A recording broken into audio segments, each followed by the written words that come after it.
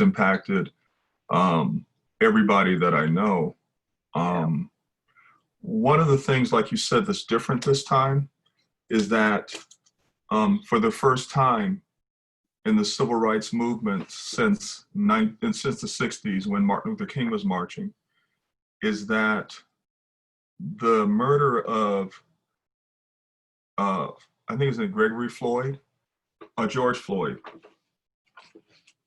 ignited something that had nothing to do with gender. It had nothing to do with ethnicity. It's global. Um, and I think for the first time, uh, it we saw a bridge being made between the law enforcement community and the Black community. It's difficult to talk about race. Um, I have this thing and I nickname it, I call it the Black tax. And whenever I go somewhere in the inner city, we have a Black tax.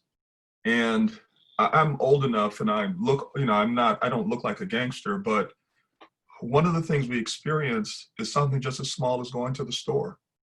When we go to the store in the Black community, the produce is old. It's been recycled from the suburbs and brought back into the Black community. It's undersupplied and they don't have enough people. They don't have enough manpower. I complained to a manager one time. He said, Ira, I can't do anything about it. I know we're undersupplied and I know we don't get the proper produce. He said, but my district manager will not allow me to increase my budget. When we talk about systematic racism, that's what we're talking about. Not being able to purchase homes in certain communities. And I'm living in a community that's being gentrified. It's a historical community that was where all the Black professionals, and this is where in the 1980s, 85% of the Black millionaires lived in View Park, Baldwin Vista, Baldwin Hills, Ladera, and Old Ladera. Now it's 50% white. And I've been here for like 15 years. And now all of a sudden they're improving the streets, they're doing all these things, and they're only doing it because whites are moving in. We've had the same issues. And so there is a lot of anger. At this stage of my life, I just have to decide, am I going to be angry with this person who I'll probably never ever see again in a city of 4 million? Or do I get angry? Now in my 30s, I wasn't I wasn't taking anything from anybody about anything. Now as I've gotten older, depending on the issue, sometimes it's not that big of a deal. But there is a stress that you deal with by being Black in this country. It's very stressful. You don't know. I'm concerned about my grandson. He's 10, and we've started talking to him about issues of race. I've talked to my granddaughter and my daughter, and we've had those discussions. My daughter is an executive with Snapchat, and she was so stressed that she has not spoken to me in a week because she can't handle seeing that image of a Black man who they arrested for $20. And it turns out the $20 wasn't counterfeit. Now, how do you justify that type of policing where you murder a man for a $20 bill? And the scary thing about it is the Minneapolis, I don't know if it's in Minneapolis or it's in the state of Minnesota, they're trying to come up with a different type of murder that they, really should be first-degree murder.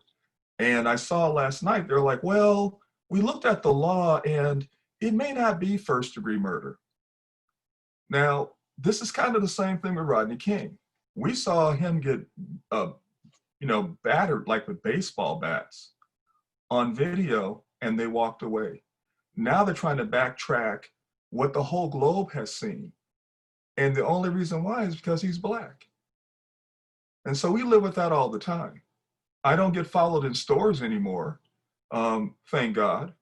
But I remember when I had dreadlocks, you can say I don't have them now, but when I had dreadlocks, I was always getting followed. I was always having problems with people. And one of the things that deflected that to some degree is the way that I speak. My family, you couldn't use improper pronouns, and you had to be able to speak English very clearly in my family. So I have a whole different experience, but I'm still a Black man. I I know there are places that I'm not welcome. I can't go to Idaho. I can't go to Montana. I can't go to Oregon. Um, I don't want to go to Arizona. I know that when I'm in Texas, there's certain places I can go and I can't go. When I was in Richmond, Virginia, there are places that you can't go to in Richmond, Virginia if you're African American. And so all these things over the past 400 years is bubbling to the surface. My hope and my prayer is that and I'll use this term, and I think you guys might recognize that we're going to have a come to Jesus meeting for the United States, where we're going to have to address this issue. It can't be swept under the floor anymore. We need to have constructive steps to address this. I'll conclude with this, which is something that I couldn't fathom. In the NFL, I think the NFL is 70 or 85% Black. And they finally did something. And out of the 32 teams, only 4 Black men were head coaches. That is 1/8 of all the people that are in leadership positions. And there are even fewer general managers. But how can they be smart enough to play football, but not smart enough to be a decision maker? That's just blatant racism. You got like anywhere between 70 to 85% of the players are Black, but they're not good enough to lead teams. So we deal with this on a daily basis. Like some days it's funny, some days it's not. Some days I'm patient, some days I'm not. But I understand that when I leave my house, I may have an encounter that I wouldn't have if I wasn't Black. And so, we are angry. I'm angry. I just don't spend a lot of energy on it now. But it's my prayer that my granddaughter and my grandson won't have to experience this. Especially my grandson, he's going to be huge. He's 10 years old, he's 5'3", and he weighs about 120 pounds. He's going to be big. The doctor said he's going to be 6'9". And I thought, oh my God. And so we have to have conversations with him about race. He was bullied at his Catholic school because he was biracial by both Blacks and whites. They cornered him in the bathroom and they threatened him. His dad called the school and they said, well, that's not harassment since they didn't strike him. And then they let the problem go. This is what we deal with. And so, yeah, we're angry. I don't think rioting is a way to resolve the issues. I think it undermines the legitimacy of what took place. But people are angry. We're angry all the time. We talk about what it's like to deal with white people. We talk about what it's like to see substandard services in our community. We talk about how terrible the schools are. We talk about how poor the health system in South Central LA is abysmal. We talk about the misappropriation of funds that are given primarily to white areas and our area being totally ignored. And we talk about the over-policing. I want to end with this. My numbers may be wrong about percentage. Now, I think Black men in California is 6%. 6%. The California State Prisons population is over 50% African American. That doesn't make sense in anybody's mind. It means that we're targeted. It means that we're policed differently, and that they're looking for ways to remove Black men out of the society. And that's part of the reason why the black culture is so messed up. You guys know that the leader of a family is the man. Now, if a feminist get upset, I'm sorry, but there's something that a man brings to a marriage and to a home that provides stability. One of the simplest ways to undermine and destroy the Black community is get rid of the man.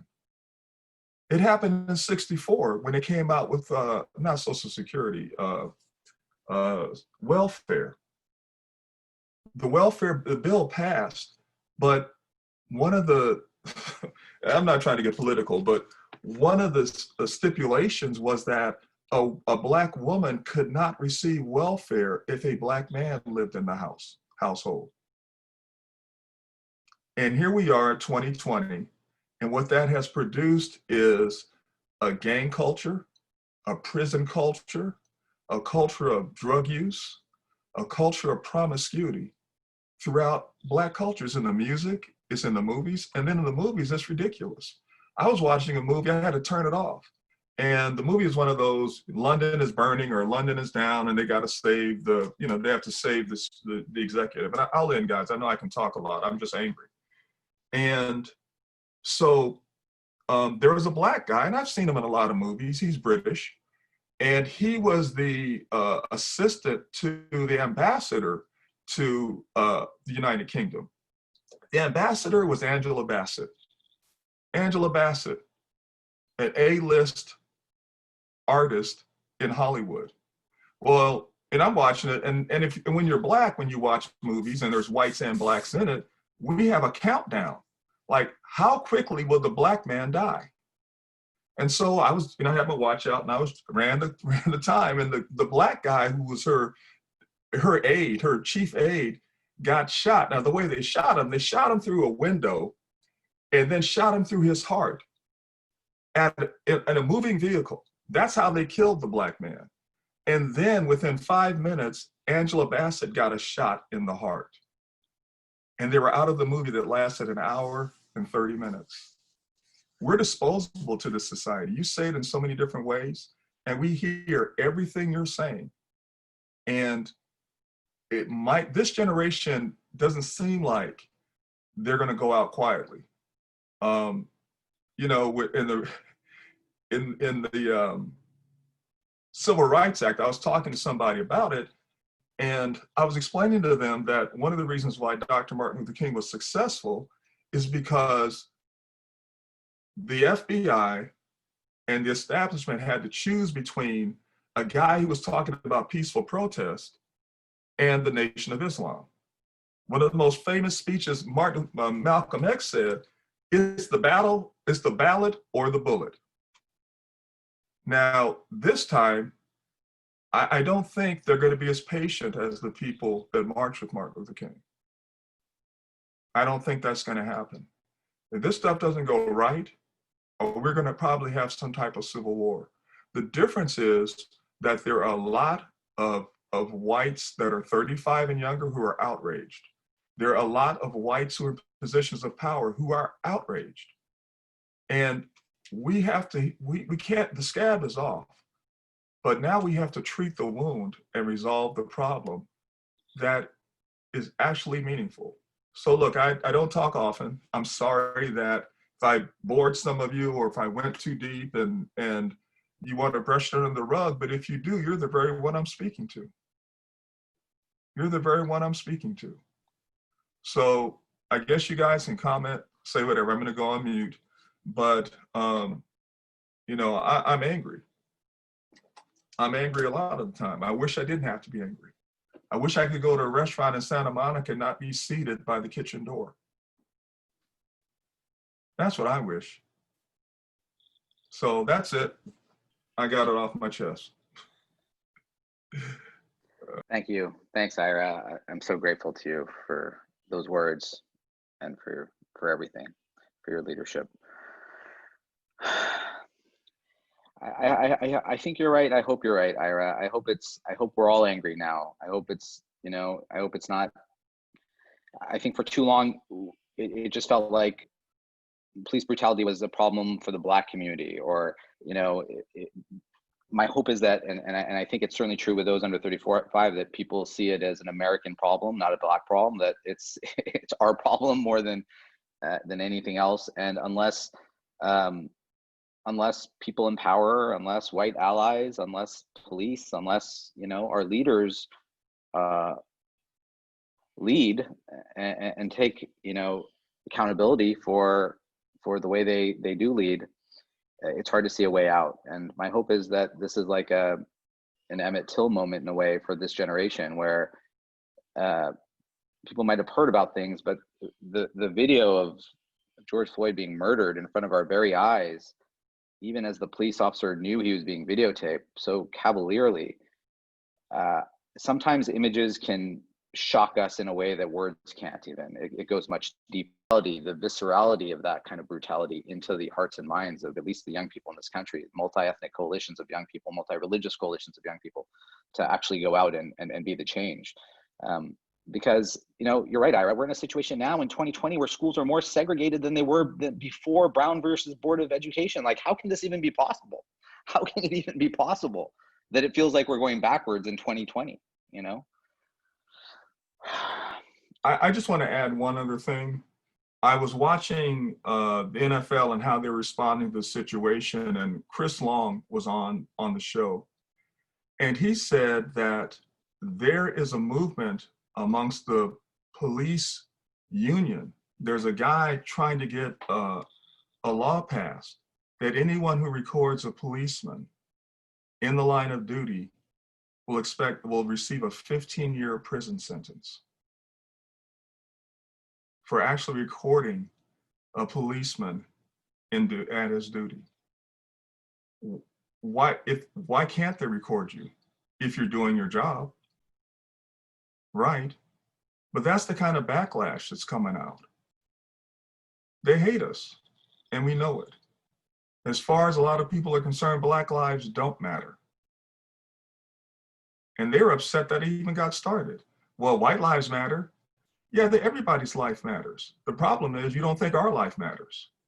And we have to have this conversation. So we're already seeing a backlash. It's quietly kept, but they're trying to build build a foundation to stop having their actions recorded. Because this is how they police. This is how they police the Black community. And they don't want that to change. So I'm done. I'm not going to say anything else.